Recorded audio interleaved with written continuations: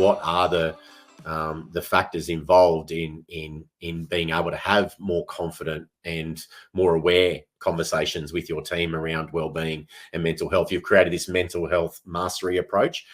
What does it consist of, and what's involved in it?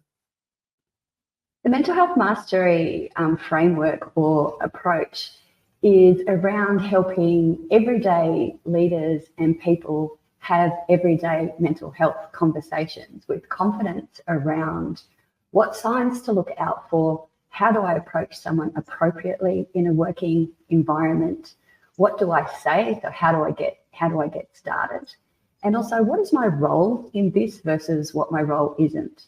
And one of the things, particularly in the workplace, is that we're all taught that to be successful here, there's no such thing as a problem, only a solution. Or don't come to me with a problem, come to me with how you're going to fix it. And we take that sort of like mental sort of like schema into our mental health conversations, or we don't have the mental health conversations because we go, oh my goodness, what if someone comes back to me and says that they're not okay? It then becomes my job to fix it. And I'm not the expert and I don't know how to do that.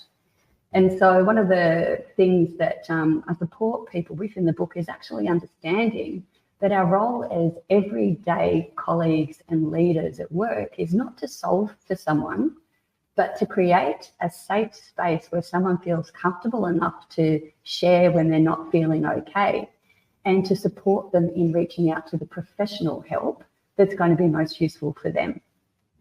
And so I tend to find at this point in the conversation, there's this big sigh of relief that goes, oh my goodness, I don't have time to fix it. And we talked about, our leaders and managers that are burning out themselves at the moment. So we're responsible for getting work done. We're responsible for looking after our teams.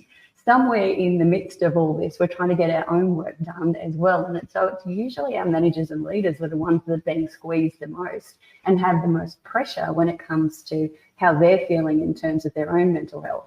And so when you're saying to someone, hey, you're now responsible for the psychological safety and the mental health and wellbeing of your teams as well, they're going, oh my goodness, just one more thing that I can't cope with right now. And the good news is, and this is where I'm hoping to encourage people to feel a little bit more comfortable about these conversations, is it's actually not our role to do that fixing. It's actually our role to make it safe for someone to share what's going on and to know that it's okay for them to figure out what it is that they are going to need to support them on their healing journey. And so with the mental health mastery framework, I step people through how do we prepare for a conversation? What are the signs? What do I say? How do I ask someone? How do I respond when someone says I'm not okay? What do I do next? How do I support them? What are the things that I should be doing? And what are the things that I don't need to be doing?